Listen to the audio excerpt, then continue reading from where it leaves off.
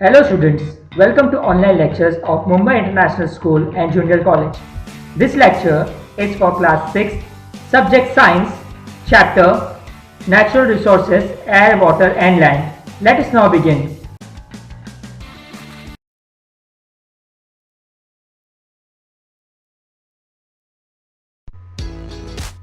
The spheres on the earth. There are three main spheres on earth. They are hydrosphere, means water, lithosphere, meaning land, and atmosphere, means air. In all of these spheres, living organisms are seen. The living organisms together in all these three spheres constitute biosphere. जो hydrosphere, lithosphere और atmosphere है, इन तीनों को मिला के बनता है biosphere और सारे लिविंग ऑर्गेनिज्म इन तीनों स्फीयर में पाए जाते हैं। जैसे कि वाटर में हमें फिश पाई जाती है, लैंड पे हम टेरेस्ट्रियल एनिमल्स और ह्यूमंस को देख सकते हैं और हवा में होते हैं बर्ड्स। तो इन सबको मिला के बनता है biosphere. 71% of the earth surface is formed of hydrosphere, यानी 71% जो है पूरे अर्थ का वो पानी से भरा हुआ है, मेजरली ओशन, और सिर्फ 29% जो है वो ज़मीन है। तो एयर, वाटर और लैंड ये सारे ही जो नेचुरल रिसोर्सेज है वो हमारे जीने के लिए बहुत ज़्यादा ज़रूरी है। Let us start with the first resource, that is air. Our earth is surrounded by atmosphere. हमारे अर्थ के चारों तरफ ठीक है एक हवा की परत है जिसे हम एटमोस्फेयर कहते हैं। वो एटमोस्फेयर बना है एयर से। एयर जो है वो एक मिक्सचर है अलग अलग बहुत सारे गैसेस का। एयर के अंदर बहुत सारे अलग अलग टाइप के गैसेस होते हैं, जैसे कि nitrogen, oxygen, carbon dioxide, nitrogen dioxide, sulphur dioxide, water vapour and dust particle. इन सबको मिला के इन सबका जो मिक्सचर होता है उसे हम कहते हैं air. Let us see what are the uses of the different constituents of the gases which are present in air. Air के अंदर जो अलग अलग टाइप के मटेरियल होते हैं उनका यूजेस क्या है ये हम देखते हैं। First one is nitrogen. Nitrogen is used by living beings for producing protein. Nitrogen के हेल्प से हम प्रोटीन बना सकते हैं। It is also use for ammonia, making of ammonia. It is use in as foodstuffs. Foodstuffs जो हम package करते हैं जैसे कि वेफर्स, चिप्स वगैरह, इनके अंदर जो हवा भरी होती है वो नाइट्रोजन डाइऑक्साइड होती है, जिससे वो ताज़े और क्रिस्प रहते हैं, वरना वो खराब हो जाएंगे। Next is oxygen. Oxygen is use for respiration and for combustion. Combustion यानी कि आग जलाने के लिए। आग जलाने के लिए ऑक्सीजन बहुत ही ज़रूरी है। Next one is carbon dioxide. Carbon dioxide plants के लिए यूज होता है फोटोसिंथेसिस के लिए। कार्बन डाइऑक्साइड को यूज करके ही प्लांट्स अपना फूड बना सकते हैं। और कार्बन डाइऑक्साइड फायर बुझाने के लिए भी यूज होता है फायर एक्सटिंग्विशर में। Next one is argon. Argon use होता है इलेक्ट्रिक बल्ब में। The next gas is helium. Helium use होता है हॉट एयर बलून में, क्योंकि हीलियम जो गैस है वो हवा में बहुत ऊपर तक उड़ सकता है, इसके लिए बलून्स एंड ऑल में हीलियम का यूज होता है। Next is neon. Neon is use for decorative lights and street lighting. जो भी हम क्लब्स के ऊपर वो लाइटिंग देखते हैं, जो लाइट में लिखा हुआ होता है वो सब नियॉन से बना होता है। Next is krypton. Krypton is use in fluorescent tubes. And the last one is xenon. Xenon use होता है फोटोग्राफी के लिए, फ्लैश फोटोग्राफी के लिए और कार के हेडलाइट्स में। हमने एयर के बारे में पढ़ लिया। एयर किन चीज़ों को मिला के बना है वो भी हमने देख लिया। Let us now study about air pollution. Air pollute कैसे होता है, किस तरीके से वो खराब हो सकता है। यहाँ हम जो पिक्चर्स देख रहे हैं, यहाँ पे हम फॉरेस्ट में आग लगी है, इनसे इन सारी चीज़ों से, और जो व्हीकल्स जो फैक्ट्री से धुआं निकलता है, ये सब क्या होता है, ये सारी चीज़ें के एटमोसफेयर में मिक्स हो जाती है और हवा को प्रदूषित कर देती है।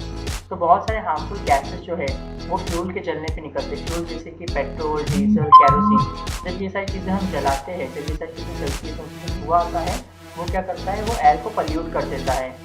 और ये जो एयर पोल्यूशन है वो दिन पे दिन बढ़ता जा रहा है। इसका मेन रीज़न क्या है, बढ़ती हुई पॉपुलेशन बढ़ रही है तो उनके नीड्स भी बढ़ रहे हैं, तो ज़्यादा फैक्ट्रीज, ज़्यादा कार्स, तो इन सारी चीज़ क्या हो रहा है, एयर जो है वो पल्यूट हो रहा है। एयर को साफ करने का काम कौन करता है, ट्रीज करते हैं। जब ट्रीज होंगे, फॉरेस्ट होंगे, तब जाके वो लोग कार्बन डाइऑक्साइड अंदर देंगे और साफ वाली ऑक्सीजन बाहर छोड़ेंगे। बट दिन के दिन ट्रीज कम होते जा रहे हैं, तो इसलिए पोल्यूशन बढ़ रहा है। The next resource is water. Water is very important for living organism. Water is needed for survival of every living organism. हर एक लिविंग ऑर्गेनिज्म को, जो भी चीज़ जो लिविंग है, उसको वाटर की ज़रूरत पड़ती है। हमारे बॉडी को दिन में 3 से 4 लीटर वाटर की ज़रूरत पड़ती है। और सिर्फ पीने के लिए नहीं, वाटर जो है वो बाकी सारी चीज़ों के लिए भी काम आता है, जैसे कि प्लांट्स के लिए और हमारे डेली एक्टिविटीज़ के लिए। वाटर जो है वो 3 डिफरेंट स्टेट्स में पाया जाता है, यानी कि सॉलिड, लिक्विड और गैसेस। गैसेस टाइप में जो वाटर है उसको हम वाटर वेपर बोलते हैं। लिक्विड वाटर को हम जैसे कि जानते हैं वाटर, और सॉलिड स्टेट में जो वाटर है वो होता है आइस। वाटर जो है वो प्लांट्स के लिए भी बहुत ज़्यादा अच्छा होता है, इसलिए ये बोलना गलत नहीं है कि वाटर इज लाइफ। वाटर जैसे कि हम जानते हैं हमारी लाइफ के लिए इतना ज़्यादा इंपॉर्टेंट है, तो ये वाटर आता कहाँ से है उसको समझने के लिए हमें जानना पड़ेगा वाटर साइकिल के बारे में। ना what is water cycle? Water cycle में ये होता है जो वाटर ऑलरेडी एग्जिस्टिंग अर्थ पे है, जैसे कि ओशंस में, लेक्स में, रिवर्स में जो पानी है वो क्या होता है सूरज की गर्मी से इवापोरेट होता है और इवापोरेट होकर वाटर वेपर के रूप में वो ऊपर जाता है। जैसे जैसे वो ऊपर जाता रहता है तो जब आसमान में जाता है तो उसका टेम्परेचर गिर जाता है, मतलब वो वापस से ठंडा होने लगता है। तो ठंडा होने के टाइम वो कंडेंस हो जाता है और बादल की शक्ल ले लेता है और वो बादल बनता जाता है, बनता जाता है, बनता जाता है। लेकिन जैसे ही बादल की क्वांटिटी बहुत ज़्यादा हो जाती है, मतलब उसमें इतना ज़्यादा पानी जमा हो गया कि अब वो होल्ड नहीं कर सकता है, तो वो फूट जाता है और उसके अंदर जो पानी है वो छोटे छोटे बूंदों के रूप में वापस से ज़मीन पर आ जाता है और फिर से ओशंस और रिवर्स में मिल जाता है। तो ये एक साइकिल है जो हमेशा चलता रहता है। फिर से वही पानी फिर से सूखता है, फिर से कंडेंस होता है और वापस से क्लाउड बनते हैं और फिर से बारिश होती है। ये साइकिल जो है वो रोटेट होता रहता है, तो इससे पानी बनता है। This is called water. और इसमें जो वाटर है उसको हम दो पार्ट में क्लासीफाई कर सकते हैं, एक है natural sources, the other is man made sources. यानी हमें जो पानी मिलता है वो नेचुरल तरीके से भी मिल सकता है और जो मैन मेड हमने पानी जमा करके रखा है वो भी। तो नेचुरल सोर्सेज में आता है oceans, rivers, ponds, lakes and streams. But इसमें से जो ओशन का पानी है वो हम इस्तेमाल नहीं कर सकते क्योंकि वो खारा पानी होता है, सी वाटर, सॉल्ट वाटर रहता है, इसलिए हम उसको यूज़ नहीं कर पाते। मैनमेड सोर्सेज जो हमने बनाया है पानी स्टोर करने के लिए वो है कैनल्स, डैम एंड वेल्स। कुछ टाइम पहले हमने पढ़ा था एयर पोल्यूशन के बारे में। Now let us see what is water pollution. Water कैसे पोल्यूट होता है? जो वेस्ट मटेरियल हम लोग घर से फेंक देते हैं, यानी जो नाली में, रिवर्स में जाके मिल जाता है, वो सारी चीज़ें वाटर को पोल्यूट करती है। यही वाटर जाता है समुद्र में, समुद्र की तरफ और पूरी तरीके से मतलब ओशन के वाटर को भी खराब करता है। इसके अलावा हम जो वेस्ट प्रोडक्ट्स, जो केमिकल्स है, जो प्लास्टिक एंड ऑल है, ये सारी चीज़ें हम जो कचरे में फेंक देते हैं और वो पानी के अंदर चले जाती है, तो वो पानी उसको डिजॉल्व नहीं कर पाता है। तो ये सारी चीज़ें वहाँ पे सालों तक पड़े रहती है और वाटर को पोल्यूट करती है। वाटर पोल्यूशन से जो मरीन एनिमल्स है और जो एक्वेटिक लाइफ है उससे बहुत बुरा प्रभाव पड़ता है और एनिमल्स के लाइफ के लिए वो सारी चीज़ें अच्छी नहीं है। Now let us move to our last resource, that is land. Land is made up of soil, stone and big rocks. It is uneven and hilly in some areas and flat in other areas. जो land है यानी कि ज़मीन, वो बनता है मिट्टी, बड़े बड़े पत्थर और ऐसी सब चीज़ों से। बट जो लैंड है वो हर जगह सेम नहीं होती है। कहीं पे लैंड ऊबड़ खाबड़ होती है, कहीं पे एकदम फ्लैट होती है, कहीं पे माउंटेनियस होती है। जितने भी टेरिस्टेरियल एनिमल हैं, यानी ज़मीन पर रहने वाले जितने भी जीव हैं, उन सबको लैंड की ज़रूरत पड़ती है। कुछ किस्म के जानवर रहते हैं जो ज़मीन के ऊपर रहते हैं और कुछ ज़मीन के नीचे रहते हैं बरोज बना के।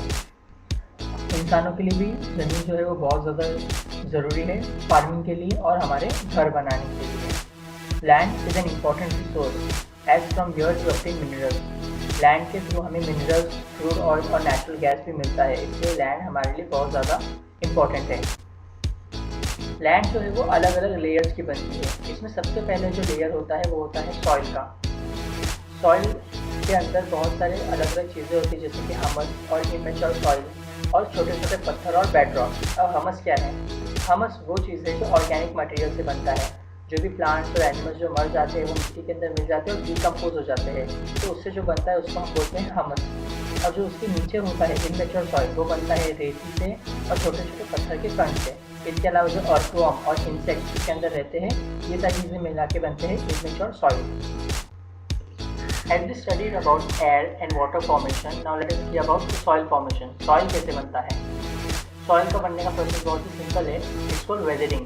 जो बड़े बड़े रॉक्स होते हैं, बेड रॉक या फिर बड़े बड़े जो पत्थर होते हैं, वो हवा से टकरा के या फिर पानी से टकरा के उसमें दरार पड़ जाती है, क्रैक्स हो जाता है, वो टूट जाते हैं और इस तरीके से वो छोटे छोटे पार्टिकल्स में बढ़ना चालू हो जाते हैं। लेकिन सॉइल फॉर्मेशन का जो प्रोसेस है वो एकदम बहुत ज़्यादा स्लो है। सूरज की गर्मी से और अलग अलग क्लाइमेटिक चेंजेस से इन रॉक्स के अंदर दरार पड़ती है, लेकिन इस चीज़ को होने में बहुत ज़्यादा टाइम लगता है। It takes about 1000 years for 2.5 centimetre thick layer of mature soil to form. Soil का सिर्फ 2.5 सेंटीमीटर मोटा परत बनने के लिए थाउजेंड्स ऑफ ईयर्स लग जाते हैं। तो आप उससे अंदाज़ा लगा सकते हैं कितना स्लो फॉर्मेशन है। How is soil polluted? Land pollution कैसे होता है? जैसे वाटर और एयर के पोल्यूशन में इंसानों का बहुत बड़ा योगदान है, वैसे ही लैंड पोल्यूशन में। Soil can get destroyed in short period due to flood, storms and human activities. Human activity जैसे कि हम कचरा करते हैं या सॉइल में केमिकल वाली चीज़ें हम ऐड कर देते हैं तो उससे सॉइल का जो फर्टिलिटी है वो ख़राब हो जाता है। और कुछ नेचुरल सोर्सेज भी जिससे सॉइल पल्यूट होता है, जैसे कि फ्लड और स्टॉर्म्स। जब पानी आता है या फ्लड आती है तो मट्टी को अपनी जगह से पूरा हटा देती है और उसके अंदर बहुत सारी ऐसी चीज़ें मिक्स हो जाती है जो सॉइल के लिए अच्छे नहीं है। That is called soil erosion. तो एज वी स्टडी, जैसे कि हमने पढ़ा कि जो नेचुरल रिसोर्सेज है वो अर्थ में थोड़ी ही मात्रा में, ठीक है, कम लिमिटेड रिसोर्सेज है, तो हमें उसको अच्छे से ध्यान से यूज़ करना है, क्योंकि अगर हम उसको पूरा यूज़ कर लेंगे तो आने वाली जनरेशन के लिए कुछ बचेगा ही नहीं। This sources are called fossil fuel. Natural gas, oil और कोल, ये सारी जो चीज़ें होती है जो हमें ज़मीन के अंदर से मिलती है, इसे हम फॉसिल फ्यूल बोलते हैं और ये हमारे काम के लिए बहुत ज़रूरी होती है। कोई भी हम काम जैसे कि फैक्ट्री से या कोई रॉ मटेरियल बनाना है तो बिना इसके नहीं हो सकता है, तो इसलिए इसको हमें संभाल के यूज़ करना चाहिए।